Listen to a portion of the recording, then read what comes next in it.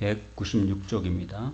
구약성경 에스겔서 30장 1절로 9절의 말씀을 함께 받들어 읽겠습니다. 또 여호와의 말씀이 내게 임하여 이르시되 인자야 너는 예언하여 이르라. 주 여호와께서 이와 같이 말씀하시되 너희는 통곡하며 이러기를 슬프다 이 날이여 하라. 그날이 가깝도다. 여호와의 날이 가깝도다. 구름의 날일 것이요 여러 나라들의 때이리로다. 애굽에 칼이 임할 것이라. 애굽에서 죽임당한 자들이 엎드러질 때에 구스에 심한 근심이 있을 것이며 애굽의 무리가 잡혀가며 그 터가 흘릴 것이요 구스와 북과 룻과 모든 섞인 백성과 국과 및 동맹한 땅의 백성들이 그들과 함께 칼에 엎드러지리라. 여호와께서 이같이 말씀하셨느니라. 애굽을 붙들어주는 자도 엎드러질 것이요 애굽의 교만한 권세도 낮아질 것이라. 믹돌에서부터 수에네까지 무리가 그 가운데서 칼에 엎드러지리라. 여호와의 말씀이니라. 황폐한 나라들 같이 그들도 황폐할 것이며 사막이 된 성읍들 같이 그 성읍들도 사막이 될 것이라. 내가 애굽에 불을 일으키며 그 모든 돕는 자를 멸할 때에 그들이 나를 여호와인 줄 알리라. 그날의 사절들이 내 앞에서 배로 나아가서 염려 없는 구스 사람을 두렵게 하리니 애굽의 재앙의 날과 같이 그들에도 심한 근심이 오리로다. 아멘. 오늘 에스겔서 30장 애굽과 동맹하거나 애굽에 협력한 나라들에 대한 심판을 예언하는 내용입니다. 자, 다시 한번 우리가 에스겔을 쭉 살펴보면은 1장부터 24장까지가 유다와 예루살렘에 대한 심판 예언이고 25장부터 32장까지가 유다 나라를 둘러싸고 유다 나라에 악행했던 유다 나라를 조롱하고 욕하고 무관심하고 또 놀아났던 주변 나라들에 대한 하나님의 심판에 대한 예언이 등장하면서 오늘 30장에 보면은 마지막에 이집트에 관한 예언을 4장에 걸쳐서 하고 있습니다. 그럼 하나님께서 애굽을 심판하시는데 그 심판하시는 원인이 뭐냐? 왜 심판을 하시느냐? 우리가 오늘 읽었던 30장에 보면은 애굽이 우상을 숭배했기 때문에 그 다음에 아주 교만한 마음을 가지고 하나님이 주신 권세를 자기들 마음대로 휘둘렀기 때문에 하나님 믿지 않던 이방 나라였던 애굽과 거기에 동조했던 주변의 모든 그런 도시 국가들이 다 심판을 당할 것이다 라는 그런 예언의 말씀이고 또 이후의 예언의 말씀대로 그대로 역사 속에서 하나님이 그렇게 성취를 시켜나갔다는 것입니다.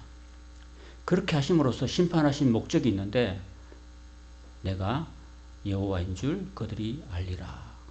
이것이 바로 하나님이 심판하신 목적이라는 겁니다. 하나님을 알지 못했던 이방 나라들도 역시 하나님의 손에 달려있다. 여러분 에스겔서 30장을 통해서 하나님이 우리에게 또 그들 가운데 또 오늘 시대를 살아가는 저와 여러분들에게 각자에게 주시는 메시지는 한마디로 요약하자면 그겁니다. 국가의 운명이나 또는 한 개인의 운명도 다 하나님께서 다스리고 통치하신다. 우리 절간에 가면은요, 다 부처님 손바닥 안에 있다고 뭐 그런 얘기 하죠. 그죠? 우리는 저와 여러분의 각자의 인생 자체가 태어나서부터 살아가는 모든 가정뿐 아니라 죽는 그 순간까지도 하나님의 그 손 안에 달려있다. 한 개인뿐 아니라 가정과 사회와 국가도 하나님의 손에 달려있다.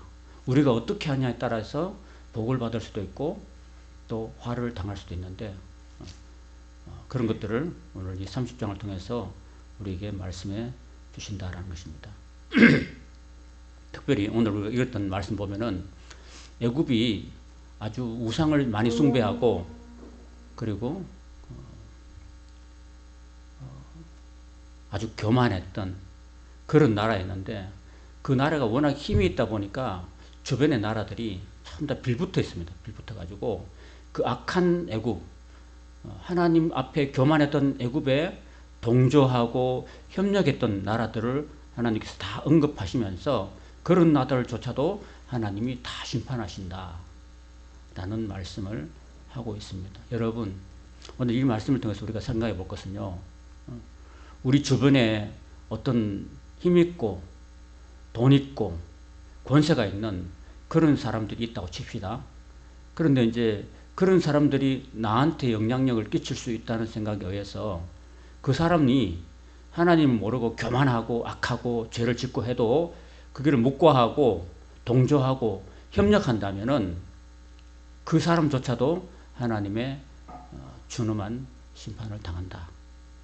그러니까 우리는 악한 일에 동조하면 돼요, 안 돼요? 안 된다는 이야기를 하고 있습니다. 그래서 구스와 북과 룻 그리고 믹돌에서부터 수에네까지 다 하나님 앞에 칼에 엎드러진다라는 얘기를 하고 있고, 그림을 한번 보면요 복잡하죠? 복잡한데 여러분이 동그라미 쳐놓은 것만 보면 됩니다. 자, 여기가 가나안 땅이고 여기가 이제 붓과 뭐 룻과 이렇게 나오는데, 이 붓이라는 말은요 오늘날 말하면은 아프리카의 그 이집트의 서쪽 나라에 해당하는 리비아라고, 지금 현재 리비아 땅이 이 붓 땅입니다. 그리고 미스라임은 이집트를 가르치고 구스라는 것은 에디오피아를 가르치고 있습니다. 그러니까 아프리카 그 이집트를 중심으로 해서 그 주변 모든 나라들을 다 지칭하는 거예요. 그런 나라들이 악에 동조했다라는 것입니다. 그리고 30장 우리가 읽지는 않았지만은 30장 중반부에 보면요, 여러 나라의 그 하나님께서 뭐 어디다 불을 내리고 어디다가 장정이 칼로 도륙당하게 할 것이고 하는 그런 지명들이 많이 나옵니다. 14절에 보면요, 하나님 내가 바드로스를 황폐하게 한다. 바드로스 이 밑입니다. 자, 지를 보십시오.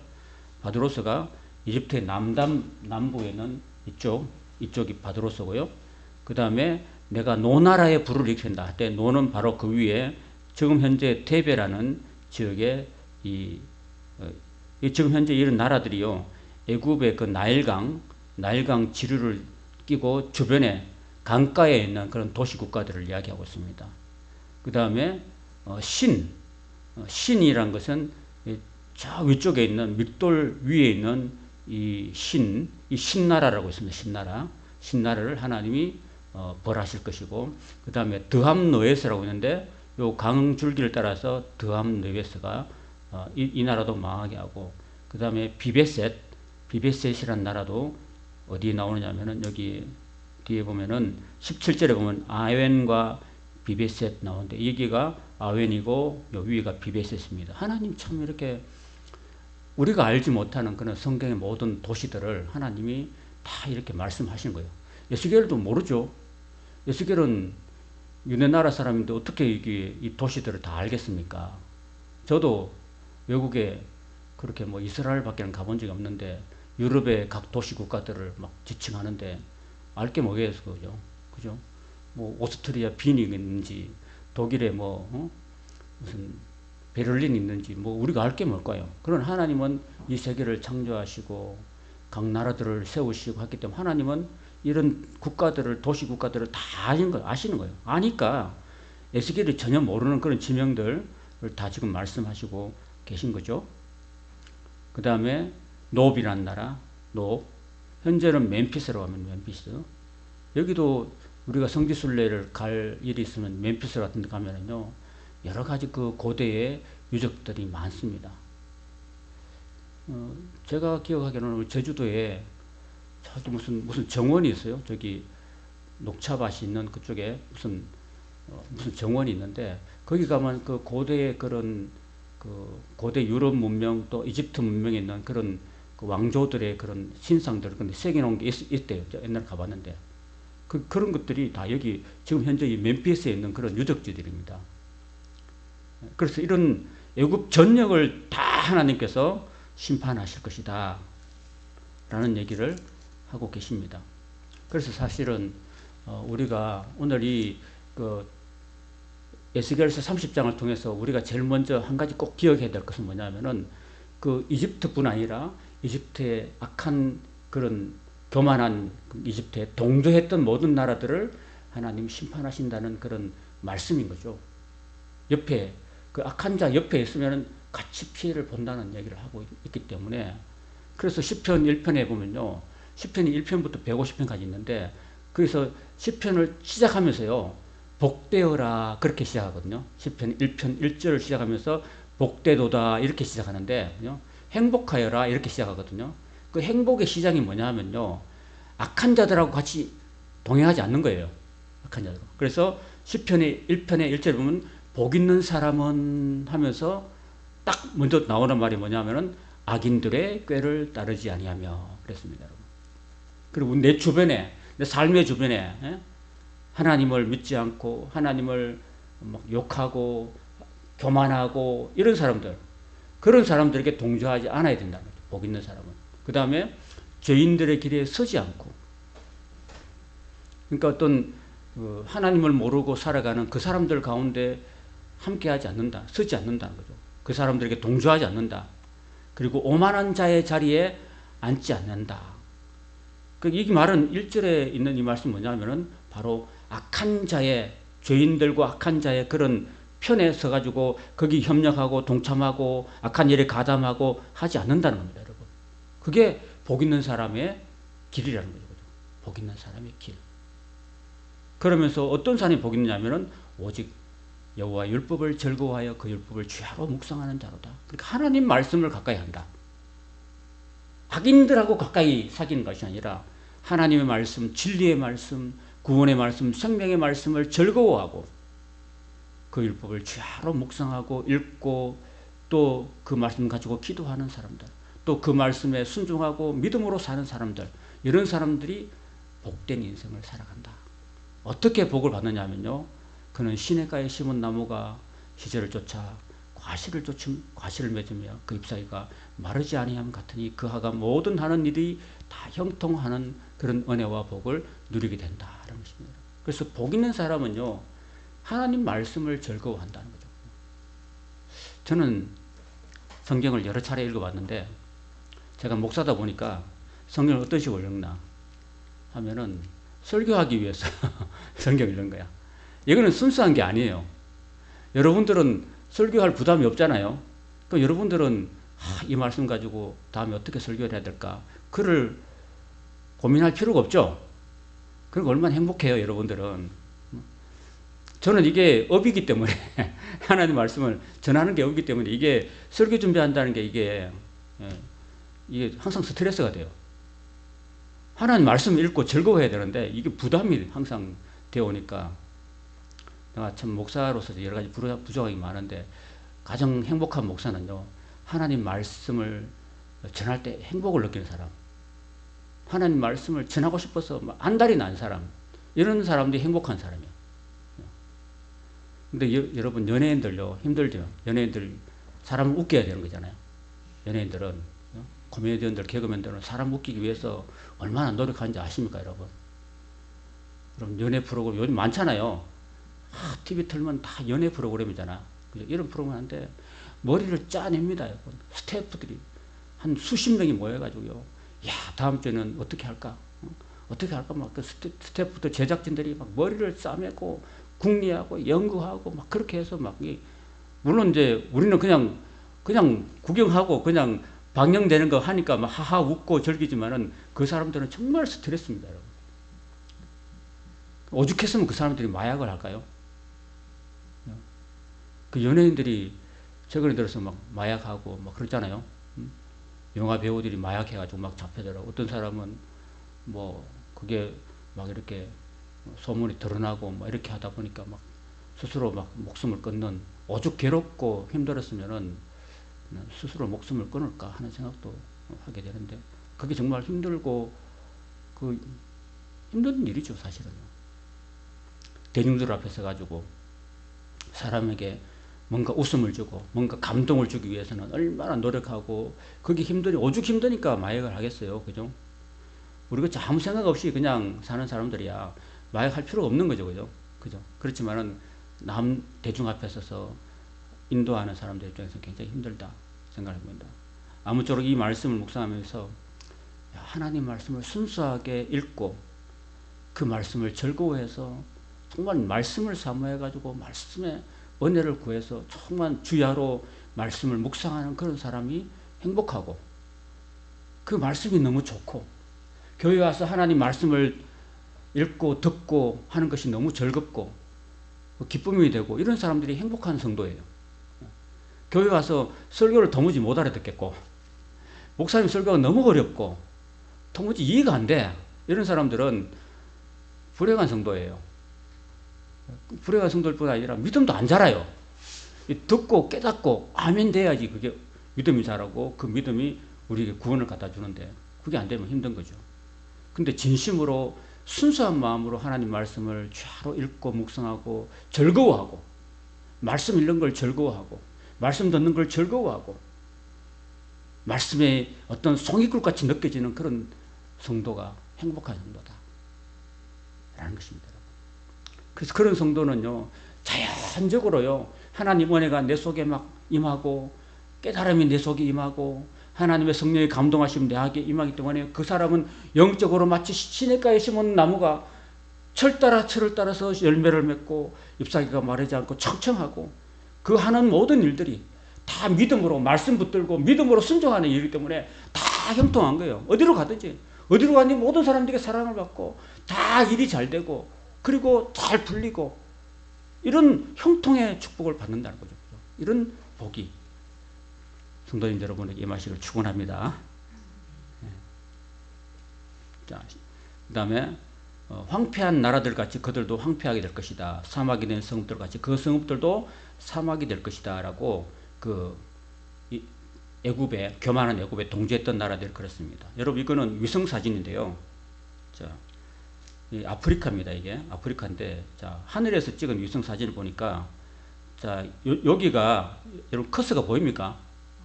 커서 안 보여요? 여기가 나일강이에요. 나일강 한 6,600km 되는 그 세계에서 두 번째 긴 강이에요. 나일강이 이집트의 한 가운데 흐르고 있는데 세계에서 제일 긴 강은 여러분 어디 강인 줄 아세요? 상식 일반 상식 아마존 강이 제일 길다고 합니다. 아마존 여러분 여러분 무슨 물건 살 때 아마존에서 사잖아, 그죠?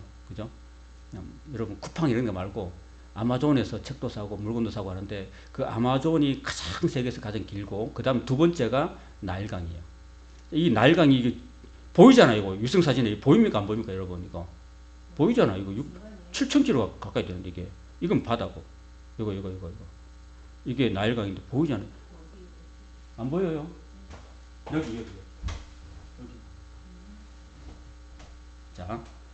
자, 이 나일강이고 이 나일강 중심으로 이쪽에 이 서쪽이 사막입니다. 이거 사막.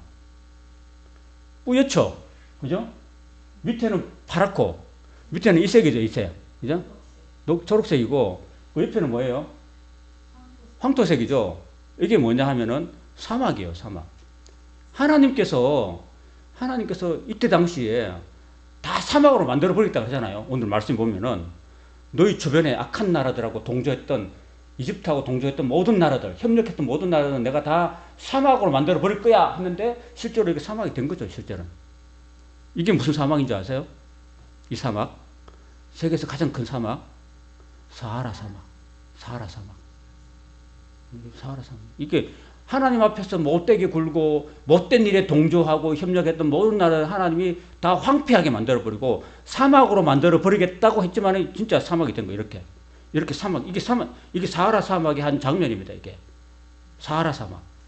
이 사막은 다 모래밭이에요. 모래밭. 그 다음에 그 악한 일에 동조했던 그 이집트를 중심으로서 하나님이 에스겔 30장 12절 이렇게 말씀합니다. 내가 그 모든 강을 그 모든 강이 뭘까요? 나일강. 모든 강을 마르게 하고. 여러분, 아무리 바벨론 군대가 힘있고 강해도 강을 마르게 할 수 있어요, 없어요? 인간은 할 수 없잖아요. 인간은 할 수 없어요. 그러나 하나님께서는 강을 마르게 하실 수 있다라는 겁니다. 나일강이 세계에서 두 번째 긴 강인데 얼마나 유량이 풍부하고 그 아프리카의 모든 그런 나무들이나 동물들에게 이 물을 식수를 공급하는 원재료가 나일강인데 하나님이 그 나일 강물을 마르게 했다는 겁니다. 마르게. 그 하나님밖에 할 수 없는 일을 하시는 거예요. 그죠? 여러분, 하나님이 강물을 말리시면 그 다음에 누가 영향을 받아요? 그 강 주변에 있는 모든 사람들과 동물들과 식물들이 다 영향을 받죠. 식물들은 다 말라 비틀어 죽을 것이고 동물들은 목이 말라서 어떻게 돼요? 목이 말라가지고 죽을 지경이 되겠죠. 그죠? 제가 사진을 하나 보여드릴게요. 자, 이 아프리카 코끼리들이 이 나일강이 말라가지고 지금 어떻게 하고 있어요? 물이 없어가 다 물먹으로 내려와 있죠, 지금. 그죠? 이건 그래도 조금 있죠, 뭔가. 그래도 뭔가 여기 주변, 여기 사실 여기 전체적으로 다 이게 강물이 막 철철 흘러 넘쳐야 되는데 지금 다 말랐죠? 한 90% 말라있죠? 그리고 여기 조금 남아있죠, 이게. 여기 지금 코끼리가 지금 얼마나 많이 먹는 줄 아십니까? 하루에 코끼리가 물을. 코끼리가 하루에 먹는 양이 어마어마해요, 여러분. 우리처럼 밥 3끼 먹고 끝나는 게 아니고요.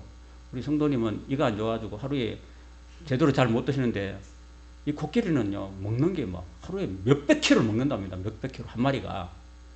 그리고 어떤 큰 코끼리는 몸무게 5,000킬로 된다. 5,000킬로. 5톤이 된답니다. 5톤. 제가 얘기했죠. 5톤 되는 코끼리가 자기를 물려고 했던 악어를 막 발로 짓밟은 거 이야기했죠. 그죠? 사진 보여줬잖아요. 이 얘네들이요, 목말라서 죽을 지경이 되는 겁니다. 이렇게 사람들이 교만하고 사람들이 우상을 숭배하고 이렇게 하기 때문에 온갖 동식물까지 다 영향을 받아서 이런 지경까지 하나님께서 만들어 가신다는 겁니다. 그 다음에 하나님께서 22절에 보면요, 주 여호와께서 이같이 말씀하셨느니라. 내가 애굽의 바로 왕을 대적하여서 그 두 팔, 사람한테 다 두 팔이 있죠. 두 팔이 있는데 그 성한 팔과 이미 꺾인 팔을 또 꺾어버리신대요. 두 팔이 있는데 이미 꺾인 팔이 뭐냐? 이미 꺾인 팔은요, 주전 609년에 여러분 우리가 열왕기 하서를 보면요, 애굽의 왕 바로 느고가 바벨론 군대 느부갓네살하고 싸우러 올라가는 장면이 있어요. 올라가는 장면에 요시야 왕이 중간에 등장해가지고 막으려고 했어요. 요시야 왕이 이스라엘의 마지막 등불이었는데 안 막으러 가도 되는데 길만 터주면 되는데 괜히 막으로 나갔다가 요시야 왕이 머깃도 전투에서 전사합니다. 그 장면이 열왕기 하서에 나오는데 그 장면에서요, 올라가는 그 길을 막으러 하다가 요시야 왕만 죽고 바로 누구는 저기 위에까지 갈그미스까지 올라갑니다. 자, 그림을 다시 보여줄게요. 자, 애굽의 너그 왕이 이 바벨론과 싸우려고 전쟁하려고 이제 예루살렘 이 이스라엘을 거쳐서 올라가는데 머깃도에서 유다 왕 요시야가 전사합니다. 전사하고 난 다음에 이 갈그미스까지 올라갑니다. 갈그미스에서 이 바벨론의 나부폴라살, 그러니까 느부갓네살의 아버지 나부폴라살하고 전투를 벌이는데 1차, 2차 전투를 벌이는데 다 패합니다. 그래서 바로의 군대가 한불 꺾입니다. 자, 그거를요, 다시 성경에 돌아오면은 이미 꺾인 팔, 그런 말입니다. 여러분, 사람은 팔이 2개 있죠? 그죠? 팔이 2개 있어요. 그래서 이미 꺾인 팔이라는 것은 이때 주전 609년에 바로의 이집트의 바로 왕이 바벨론에 의해서 한 차례 꺾인 걸 말합니다. 그러니까 팔이 한 개 꺾여졌어, 벌써. 꺾여지고 지금 한 팔 남은 걸 이제 하나님 다 꺾어버리겠다는 그런 이야기를 하고 계십니다. 자, 이 그림을 내가 하도 여러분 이해하시기 위해서 지금 양쪽 팔을 다 꺾어버릴 하나님 양쪽 팔 다 꺾어버리고, 여러분 칼을 뭐로 잡아요? 칼은 손으로 잡잖아, 그죠? 그러니까 이 양쪽 팔을 다 꺾어버리니까 칼을 잡을 손이 있어요, 없어요? 그러니까 그 손이라는 것은요, 능력을 상징하거든요. 능력을 상징하는데 이집트의 능력을 하나님이 바로의 팔을 꺾어버리고 손에서 칼을 떨어뜨리게 만들어 버렸다는 거예요. 그러니까 그 나라의 힘을 완전히 무력화시키고 있다. 이런 말씀을 하고 계시는 거죠. 지금 하나님께서. 그런가 안 그런가 한번 우리 성경 한번 찾아 읽어봅시다. 에스겔 30장 21절 아니지 22절 같이 한번 봅시다. 22절 찾았습니까? 22절 같이 한번 읽어봅시다. 시작. 그러므로 주 여호와께서 이같이 말씀하셨느니라. 내가 애굽의 바로 왕을 대적하여 그 두 팔 곧 성한 팔과 이미 꺾인 팔을 꺾어서 칼이 그 손에서 떨어지게 하고 그랬습니다. 그리고 떨어지게 한 겁니다. 사실은 하나님께서 그 완전히 교만했던 그 이집트 바로 왕과 모든 국민들 그리고 그 동조했던 악한 일에 동조했던 모든 나라들을 하나님이 다 꺾어버리신다는 겁니다.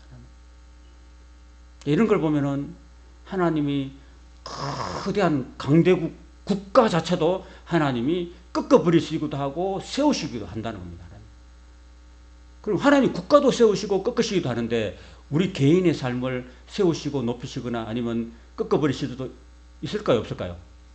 있잖아요. 우리 인생 자체가 하나님의 손에 달려있다라는 것입니다. 결국. 그러니까 우리가 하나님께 은혜를 받고 복을 받기 위해서는 어떻게 해야 된다고요? 하나님 앞에 교만하지 않고 겸손해야 된다는 것입니다. 우리가 하나님의 은혜를 받은 존재예요. 우리 자신이 원래 죄로 죽을 수밖에 없는 아담과 하와의 그 죄의 유전을 받고서 죽을 수밖에 없는 존재였고 우리는 죽습니다. 그러나 예수님이 이 땅에 오셔가지고 우리 죄를 다 우리 죄를 짊어지시고 십자가에 죽으셨습니다. 나도 함께 죽었습니다. 그리고 그 죽은 예수님이 사흘 만에 다시 살아나셨습니다. 그리고 나도 살아났어요. 예수님과 함께 살아나서 하늘에 안침바 된 겁니다. 그래서 우리는 다시 살리심을 받은 존재라는 것입니다. 우리 자신이. 그러니까 우리는 하나님 앞에 교만해서는 안 되는 존재예요. 우리 자신이. 우리는 영원히 죽을 수밖에 없는 존재라는 사실. 나는 구원받은 하나님의 자녀이긴 하지만 아직도 제 본성은 이기적인 본성은 아직도 갖고 있어요. 내 속에 있습니다. 여러분. 돌아서면 예수님에서 돌아서기만 하면 나는 언제든지 죄를 짓고 실족할 수 있는 충분히 그런 자질은 내게 충분히 있는 거예요. 여러분. 다윗도 그 실수하잖아요. 다윗도 순간 하나님을 안 바라보고 했을 때는 그 바세바 사건이 일어나고 그리고 온갖 어려움을 다 겪잖아요. 그 보면은. 그 다윗도 실수할 수 있고 모세도 실수할 수 있어요. 우리는 실수할 수 있는 존재이기 때문에 항상 우리가 실수하지 않기 위해서 죄를 짓지 않기 위해서는 항상 하나님을 우리가 의지하고 살아야 될 줄 믿습니다. 여러분 아침에 눈을 떴을 때요. 기도할 때 나는 기도 못해. 그런 거 하지 마시고 딱 눈을 떴을 때 하나님 오늘도 연약한 나를 붙들어 주시고 내가 죄짓지 않고 살도록 해 주십시오. 내 말하는 것이나 생각한 거나 행동한 것을 다 하나님께서 날 붙들어 주시고 주관해 주십시오. 라고 여러분 기도하셔야 돼요. 날마다. 그럼 내가 내 욕심을 위해서 살지 않게 해 주십시오. 항상 하나님 은혜에 만족하며 살게 해 주십시오. 하루에 내가 먹을 수 있는 만큼 먹고 힘을 얻어서 내가 주님 위해서 살게 해 주십시오. 라고 여러분이 날마다 순간마다 기도하면서 살아야 될 줄 믿습니다. 하나님을 날마다 의지하면서 살아야 돼요. 그래서 하나님이 여러분 광야생활 40년 동안 할 때 하나님이요 일주일치를 한 목에 내려준 게 아니라 날마다 그날치를 주셨어요. 날마다 자고 일어나면 그날 먹을 수 있는 만큼만 주셨어요. 그건 뭔 말이냐면 하나님 이 광야 같은 세상을 40년 동안 지날 동안에 날마다 하늘을 바라보고 살아라. 그 말입니다. 하늘을 바라보고 살아라. 날마다 내가 널 도와줄게 라는 그런 것입니다. 그래서 우리는 날마다 하나님 앞에 겸손하게 기도하면서 우리는 날마다 기도하면서 그렇게 살아가야 될 줄로 믿습니다. 결국은요 하나님께 순종하는 사람들에게 팔을 들어주시고 불순종하는 사람들은 꺾어버리시는 팔을 내려버리시는 그런 장면이 있습니다. 자, 성경에 어디 있냐면은 24절 같이 읽겠습니다. 시작. 내가 바벨론 왕의 팔을 견고하게 하고 내 칼을 그의 손에 넘겨주려니와 내가 바로의 팔을 꺾으리니 그가 바벨론 왕 앞에서 고통하기를 죽게 상한 자의 고통한 듯 하리라. 25절입니다. 시작. 내가 바벨론 왕의 팔은 들어주고 바로의 팔은 내려떨릴 것이라. 내가 내 칼을 바벨론 왕의 손에 넘기고 그를 들어 애굽 땅을 치게 하리니 내가 여호와인 줄 그들이 알리라 그랬습니다.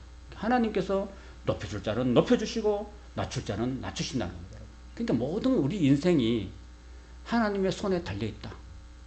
보이지 않는 하나님의 손에 달려있다는 사실을 우리가 30장의 말씀을 통해서 꼭 기억하시기 바랍니다. 그래서 하나님을 두려워하고 하나님을 공경하고 하나님 말씀을 내가 늘 기억하고 하나님이 나는 하나님 안 바라봐도 하나님은 24시간 365일 일평생 나를 바라보시고 내 마음을 주목하고 계신다는 사실을 기억하시고 항상 하나님을 두려워하고 하나님 앞에서 겸손하고 날마다 하나님께 감사하면서 하나님을 의지하고 기도하면서 나가는 그 사람을 하나님이 높여주시고 그 사람의 팔을 들어주시고 그를 높은 곳에 세워주시고 복에 복을 더하실 줄로 믿습니다. 하나님 의지하면서 일평생 남은 인생 복된 인생 살아가시는 저와 여러분 되시기를 주님의 이름으로 축원합니다. 아멘. 기도하시겠습니다.